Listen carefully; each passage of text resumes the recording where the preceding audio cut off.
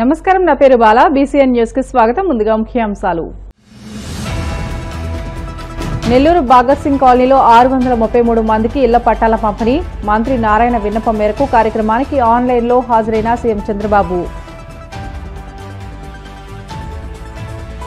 ప్రపంచ ఆదివాసీ దినోత్సవంలో పాల్గొన్న మంత్రి అచ్చెన్నాయుడు. కూటమి ప్రభుత్వం ఆదివాసుల సమగ్ర అభ్యున్నతికి చిత్తశుద్ధితో కృషి చేస్తుందని వెల్లడి.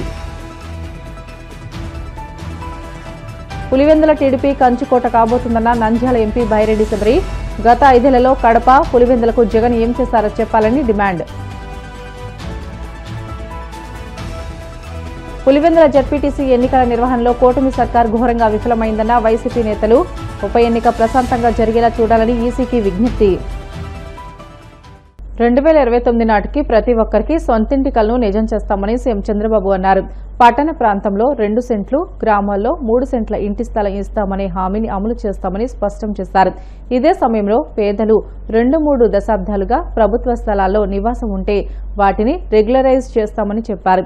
ఈ విషయం ఇప్పటికే ఎమ్మెల్యేలకు చెప్పామని, పలుచోట్ల వారు చొరవ తీసుకుని అర్హులకు పట్టాలు ఇప్పించడం అభినందనీయమని అన్నారు. నెల్లూరు భగత్ సింగ్ కాలనీలో 633 మందికి పట్టాల పంపిణీ కార్యక్రమంలో సీఎం చంద్రబాబు వర్చువల్ గా పాల్గొన్నారు. స్థానిక ఎమ్మెల్యే మంత్రి నారాయణ విన్నపం మేరకు పట్టాల పంపిణీ కార్యక్రమంలో సీఎం పాల్గొన్నారు. ప్రభుత్వం ఆదివాసీల సమగ్ర అభ్యున్నతికి చిత్తశుద్ధితో కృషి చేస్తుందని మంత్రి కింజరాపు అచ్చెన్నాయుడు అన్నారు. శ్రీకాకుళం జిల్లా పాతపట్నం వ్యవసాయ మార్కెట్ కమిటీ యార్డులో ఎమ్మెల్యే మామిడి గోవిందరావు అధ్యక్షతన జరిగిన ప్రపంచ ఆదివాసీ దినోత్సవ వేడుకలకు ముఖ్య అతిథిగా ఆయన పాల్గొన్నారు.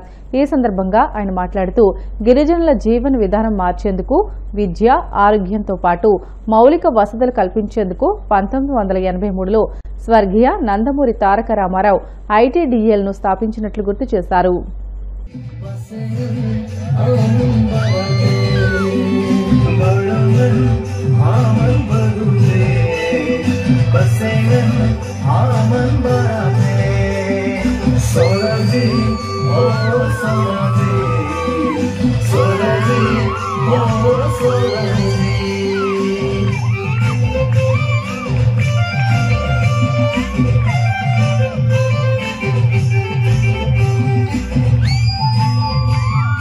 అతిథులకు పుష్పాలతో సన్మానిస్తున్నారు మన పాతపట్నం శాసనసభ్యులు, గౌరవ నరసనపాక శాసనసభ్యులు పెద్ద రాయమూర్తి గారికి పుష్పగుచ్చంతో పుష్పాలతో సత్కరించారు.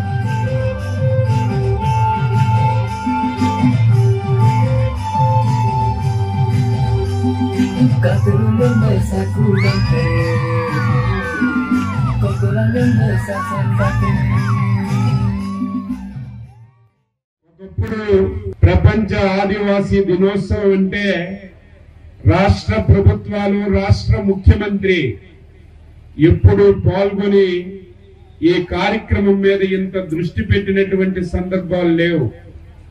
ఫస్ట్ టైం ఆంధ్రప్రదేశ్ ముఖ్యమంత్రిగా విభజన ఆంధ్రప్రదేశ్ లో చంద్రబాబు నాయుడు గారు వచ్చిన తర్వాత దీని మీద ఫోకస్ చేయాలి. ఏదో ఆదివాసీ దినోత్సవం అంటే ఏదో 4-5 కూర్చొని ఏదో సమావేశం పెట్టుకొని లేకపోతే 4 గోడల మధ్యలో కార్యక్రమం చేసి ముగిస్తే దీనివల్ల ఫలితాలు రావు. దీన్ని మనం ఒక ప్రత్యేక కార్యక్రమం కూడా చేద్దాం. అది కూడా ఏదో అమరావతి రాజధానిలోనో ఏదో ఒక కళ్యాణ మండపంలోనో చేయడం కాకుండా నిజమైనటువంటి గిరిజనులు ఎక్కడ ఎక్కువగా ఉంటే ఆ ప్రాంతానికే వెళ్లి ఈ కార్యక్రమాన్ని చేద్దామని మొదటి పెట్టిన వ్యక్తి మన ముఖ్యమంత్రి శ్రీ నారా చంద్రబాబు నాయుడు గారని గర్వంగా ఈ రోజు చెప్పదలిచాను. ప్రతి గ్రామానికి ఒక పాఠశాల వచ్చింది. కనీసం తినడానికి తిండి లేకపోతే పిల్లలకి అంగన్వాడీ సెంటర్స్ వచ్చాయి. చదువుకోవడానికి విద్యాలయాలు లేకపోతే హై స్కూల్స్ వచ్చాయి, జూనియర్ కాలేజీలు వచ్చాయి, రెసిడెన్షియల్ కాలేజీలు వచ్చాయి. అందులో చదువుకున్నటువంటి చాలా మంది గిరిజన నాయకులు ఈ రోజు ఉద్యోగస్తులుగా చేసి నాయకులుగా ఎదిగారంటే దానికి foundation Telugu Desam party, NT Rama Rao, Chandrababu Naidu గారని గర్వంగా ఈ రోజు నేను చెప్పదలిచాను. 5 సంవత్సరాలు ఏమైంది? వ్యవస్థలన్నీ టోటల్ గా. పులివెందుల జగనడ్డా కాదు టీడీపీ కంచుకోట కాబోతుందని నంద్యాల ఎంపీ బైరెడ్డి శబరి అన్నారు. టీడీపీ కుటుంబ సభ్యులంతా జడ్పీటీసీ ఎన్నికల్లో కలిసి పాల్గొంటున్నారని తెలియజేశారు. కడప పులివెందులకు 5 ఏళ్లలో జగన్ ఏం చేశారో చెప్పాలని ఆమె డిమాండ్ చేశారు. కడప స్టీల్ ప్లాంట్ అన్నారు, ఒక్క ఇటుకు కూడా పేర్చలేదు. కేంద్ర ప్రభుత్వం కొప్పత్తికి 1500 కోట్లు ఇచ్చింది, ఆ డబ్బును దారి మళ్లించారని ధ్వజమెత్తారు. వైసీపీ 5 ఏళ్ల పాలన దోచుకోవడంతోనే సరిపోయిందని అన్నారు. పులివెందుల జడ్పీటీసీ ఉప ఎన్నికల్లో టీడీపీ అభ్యర్థి మారెడ్డి లతారెడ్డి విజయం ఖాయమని శబరి ధీమా వ్యక్తం చేశారు.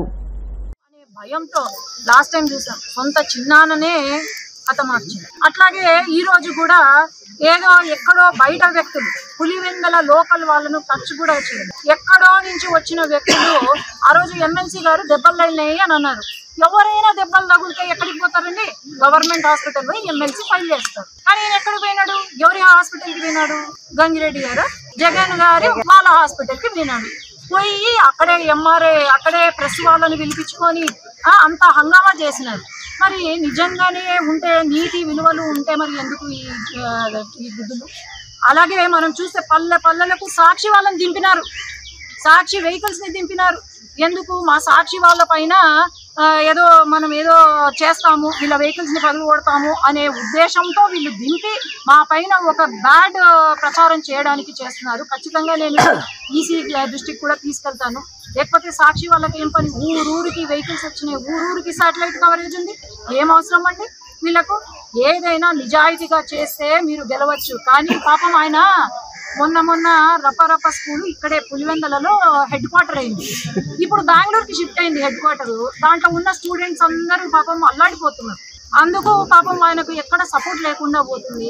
రప్ప రాజకీయాలు మీరు చేసుకోవాలి అనుకుంటే చూద్దాం. మా తెలుగుదేశం పార్టీ న్యాయం వైపు చూస్తుంది, విలువలతో కూడిన రాజకీయాలు చేస్తుంది. కాబట్టి ఖచ్చితంగా గెలిచేది మనమే. రవి అన్న గెలుస్తారు, ఇక్కడ లతమ్మ గెలుస్తారు, ఇక్కడ చెప్పి మేము తెలుగుదేశం పార్టీ జెండా ఎగరబోతుంది, ఇక్కడ గెలిచేది. పులివెందుల రూరల్ మండల జడ్పీటీసీ ఉప ఎన్నికల్లో కూటమి ప్రభుత్వం ప్రజాస్వామ్యాన్ని కూని చేస్తుంటే ఎన్నికల కమిషన్ చేష్టలుడిగి చూస్తుండడం దారుణమని వైసీపీ ఆగ్రహం వ్యక్తం చేసింది. ఒక్క జడ్పీటీసీ స్థానంలో ఎన్నికలు నిర్వహించడంలో యంత్రాంగం ఘోర వైఫల్యం చెందిందని మండిపడ్డారు. దౌర్జన్యాలు, దాడులపై ఎన్నిసార్లు ఫిర్యాదు చేసినా చర్యలు తీసుకోరాని నిలదీసింది. పులివెందుల రూరల్ జడ్పీటీసీ ఉప ఎన్నికను ప్రశాంతంగా నిర్వహించాలని కోరుతూ ఆ పార్టీ ప్రతినిధి బృందం ఎన్నికల కమిషనర్ కార్యాలయంలో వినతి పత్రం సమర్పించేందుకు వెళ్తుండగా పోలీసులు అడ్డుకున్నారు. వైసీపీ మాజీ మంత్రులు పేర్ని నాని, మేరుగ నాగార్జున, ఎన్టీఆర్ జిల్లా పార్టీ అధ్యక్షుడు దేవినేని అవినాష్, ఎమ్మెల్సీలు లేల అప్పిరెడ్డి, విజయవాడ మేయర్ రాయన భాగ్యలక్ష్మి తదితరులను పోలీసులు బయటే ఆపేయడంతో తోపులాట జరిగింది. దీంతో వారంతా కార్యాలయం వద్ద బైఠాయించి నిరసన తెలియజేశారు. ఇంత దుర్మార్గం ఎక్కడా చూడలేదని నిప్పుడు చెరుగుతూ వాగ్వాదానికి దిగారు.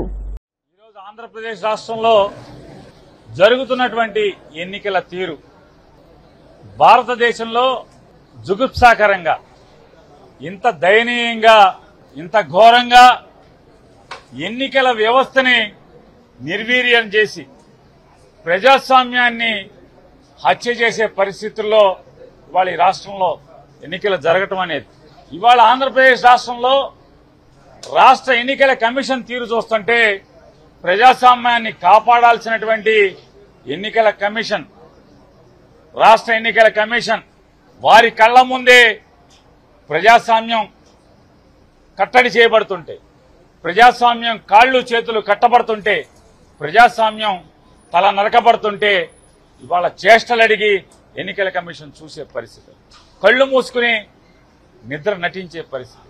నిజంగా వెనకటికి సామెత ఉంది, నిద్రపోయేవాడినైతే లేపొచ్చు. ఈ రాష్ట్రంలో ఒక రాజకీయ పార్టీగా ఇవాళ జరుగుతున్నటువంటి ఎన్నికల తంతుని వారి కళ్ళకి కట్టినట్టు చూపిద్దామని చెప్పని ఇక్కడికి వస్తే నిజంగా ఎన్నికల కమిషనర్ గా కుర్చీలో కూర్చున్నటువంటి మహాత్మురాలు ఆవిడ నిజంగా నిద్రపోతుంటే వైఎస్ఆర్ కాంగ్రెస్ పార్టీ ఏమన్నా అరిచో తట్టో లేపగలదు, కానీ నిద్ర నటిస్తుంటే చేయగలిగేది పరిస్థితి ఉంటుంది. ఇవాళ ఇక్కడ కూర్చున్నటువంటి ఎన్నికల విభాగంలో, రాష్ట్ర ఎన్నికల కమిషన్ లో కూర్చున్నటువంటి ఈ ఉద్యోగస్తులు, ఈ అధికారులు, ప్రత్యేక కమిషనర్ గాని మీరు వేరే సీట్లో కూర్చున్నప్పుడు మీరు తప్పులు చేస్తే లేదా మీరు పాపాలు చేస్తే మీరు కళ్ళు మూసుకు కూర్చుంటే ఆ 4 రోజులు ఆ డిపార్ట్మెంట్ చెడిపోద్దేమో గాని మీరు చేసే చర్యల వల్ల, మీరు నిద్ర నటిస్తాం వల్ల ప్రజాస్వామ్యాన్ని ముక్కలుగా నరుకుతుంటే తెలుగుదేశం పార్టీ మీరు కళ్ళు మూసుకుని, ఏమి పట్టనట్టు చెవులు మూసుకుని ఈ ప్రజాస్వామ్యాన్ని కూని చేసేటువంటి పరిస్థితులు మీరు పట్టనట్టు వ్యవహరిస్తే ప్రజాస్వామ్యానికే నష్టం, ఈ దేశానికే నష్టం అనేది మీరు గుర్తుంచుకోమని చెప్పని, మీరు ఏదో సీట్లో ఉండి అవినీతికి లొంగిపోతేనో అధికారానికి అంటకాగితేనో జరిగేటువంటి నష్టం కంటే ప్రజాస్వామ్యాన్ని కాపాడాల్సినటువంటి ఈ కుర్చీలో కూర్చొని ఈ రకమైన తంతు మీరు చేస్తుంటే కంచే చేను మేసే చందాన పోలీసు వ్యవస్థ, జిల్లా కలెక్టర్, జిల్లా ఎస్పీఏ ఇవాళ ప్రజాస్వామ్యాన్ని చంపే పరిస్థితులు ఉంటే ఎక్కడా విడ్డూరం మనం చూడం. ఎన్నికల కమిషన్ లో ఓటు హక్కుని ప్రోత్సహించడం కోసం, ఓటు శాతాన్ని పెంచడం కోసం ఓటర్కి దగ్గరగా ఓట్లను తీసుకెళ్తారు, వ్యవస్థను తీసుకెళ్తారు, పోలింగ్ బూతులను తీసుకెళ్తారు. కానీ ఇవాళ ఓటర్కి దూరంగా పోలింగ్ వ్యవస్థను తీసుకెళ్తూ ఓటర్కి దూరంగా పోలింగ్ స్టేషన్లను మారుస్తుంటే వీళ్ళు ఇక్కడ ముద్రలేస్తారు. ఇంతకన్నా ప్రజాస్వామ్యాన్ని చంపటం ఇంకేముంటుంది? తెలుగుదేశం పార్టీ నాయకులు ప్రయత్నించింది మీరందరూ చూసింది. ఆ దేవుని దయ వల్ల, జగనన్న ఆశీస్సుల వల్లే మేము ఈరోజు బతకట్టినట్టు మాకు నిజంగా అనిపిస్తుంది. పోలింగ్ కేంద్రాలను ఒక ఊరు నుంచి ఒక ఊరుకు కేవలం ప్రజలను భయభ్రాంతులు చేయాలి, ప్రజలు ఓటింగ్ రావద్దు, వాళ్ళ ఓట్లు కూడా మేమే వేసుకోవాలి, రిగ్గింగ్ చేయాలి, ఎట్లయినా సరే పులివెంద బై ఎలక్షన్ మేము గెలవాలనే ఉద్దేశంతో ఒక పోలింగ్ కేంద్రం ఒక ఊరు నుంచి మరొక ఊరికి, అంటే సుమారుగా 2 నుంచి 4 కిలోమీటర్ల దూరంలో పోలింగ్ కేంద్రాలను మార్చబడుతుంది. మంది అయితే ఏరులే బారుతా ఉంది, డబ్బులైతే లక్కే లేదు. 5 కోట్ల 10 కోట్ల 2 కోట్ల వాళ్ళకు తోచినంత దోచుకున్న ధనమంతా ఈ రోజు పులివెందల్లోని చెప్పి ఎలక్షన్ లో ఖర్చు పెడుతున్నారు. ప్రజలను భయభ్రాంతులు చేయాలి, రిగ్గింగ్ చేసుకునైనా సరే మేము ఎలక్షన్ గెలవాలనేసి ముఖ్యంగా ఈ తెలుగుదేశం పార్టీ నాయకులు ప్రయత్నిస్తున్నారు. దీనికి సంబంధించే ఈ రోజు మేము ఎలక్షన్ కమిషన్ గారిని కలవడానికి వచ్చాము. వచ్చి మా బాధలు, అంటే ఒక ఎమ్మెల్సీకే భద్రత లేకపోతే ఇంకా సామాన్య ప్రజలు బయటికి వచ్చి ఏమి ఓటేస్తారనేసి ఈ రోజు ఎలక్షన్ కమిషన్ గారిని అడగడం జరిగింది. వైఎస్ఆర్సీపీ పార్టీ నాయకులకు కావచ్చు, మాకే భద్రత లేకపోతే ఇంకా సామాన్య ప్రజలు ధైర్యంగా ఎట్లా వచ్చి ఓటేస్తారనేసి ఈ రోజు ఎలక్షన్ కమిషన్ గారిని అడగడం జరిగింది. ఇదంతా చూస్తూ ఉంటే ప్రశాంతమైన పులివెందులను ఈ రోజు రక్త చరిత్రగా మార్చి వాళ్ళ అధికారం ఉపయోగించుకొని, ముఖ్యంగా పోలీసులు అండ చూసుకొని, అక్కడ పోలీసుల పరిస్థితి ఎట్లా ఉందంటే కాకి చొక్కా లేదు, వాళ్ళందరూ పచ్చ చొక్కా వేసుకొని ఈ కూటమి ప్రభుత్వానికి కొమ్ము కాస్తున్నారు. ప్రజాస్వామ్యం ఎక్కడ పోతా ఉంది? అధికారులే పచ్చ చొక్కాలు వేసుకొని క్యాంపెయినింగ్ చేసి దొంగ ఓట్లు వేపించడానికి ప్రేరేపిస్తే ప్రజలేమైపోవాలి, మేమేమైపోవాలి అనే విషయంలో ఈరోజు ఎలక్షన్ కమిషన్ గారు రావడం జరిగింది. వచ్చి వినతి పత్రం ఇవ్వడం జరిగింది. ఈరోజు రాష్ట్ర వ్యాప్తంగా పోలీస్ వ్యవస్థ గాని, రెవెన్యూ వ్యవస్థ గాని పూర్తిగా నిర్వీర్యమైంది. చూస్తే ఎలక్షన్ కమిషన్ కూడా ఇందాక మా పెద్దలు చెప్పినట్టు పూర్తిగా నిద్రావస్థలో ఉంది. వచ్చిన ప్రతిసారి మా గోడంతా విన్నవిస్తున్నాం వాళ్ళకి, ఎక్కడెక్కడ ఏం జరుగుతుందో పిన్ టు పిన్ చెప్తున్నాం. ఎంత చెప్తున్నా గానీ అక్కడ లోకల్ ఉన్న ఎస్పీకి చెప్తున్నాము, లేకపోతే కలెక్టర్కి చెప్తున్నాము అంటున్నారే గాని మేము ఈ చర్యలు చేపట్టాము, ఈ చర్యల వల్ల అక్కడ మీకు ఎలాంటి ఇబ్బంది లేకుండా ఉంటదని ఒక్కసారి కూడా మాకు భరోసా ఇచ్చిన పరిస్థితి ఈరోజు ఎలక్షన్ కమిషన్కి లేదు. ఇలాంటి రాజకీయాలు ఏ రోజు చూడలా, ఇంత రౌడీ రాజ్యం ఎక్కడ చూడలేదు. ఇంత దారుణమైన పరిస్థితుల్ని ఈరోజు ఒక జెడ్పీటీసీ ఎలక్షన్ కోసం, ఒక పులివెందుల్లో ఉన్న ఒక్క నియోజకవర్గంలో ఒక జెడ్పీటీసీ ఎలక్షన్ కోసం ఇంత చేస్తున్నారంటే రేపు పొద్దున్న లోకల్ బాడీ ఎలక్షన్స్ వస్తాయి, పంచాయతీ ఎలక్షన్స్ వస్తాయి, కార్పొరేషన్ ఎలక్షన్స్ వస్తాయి, ఇంకా రావణ కష్టం అవుతుందేమో ఆంధ్రప్రదేశ్ అన్నది ప్రజలకు భయం కలుగుతుంది. ఈరోజు బ్రిటన్లో షార్ట్ బ్రేక్ తీసుకుందాం. Stay with us.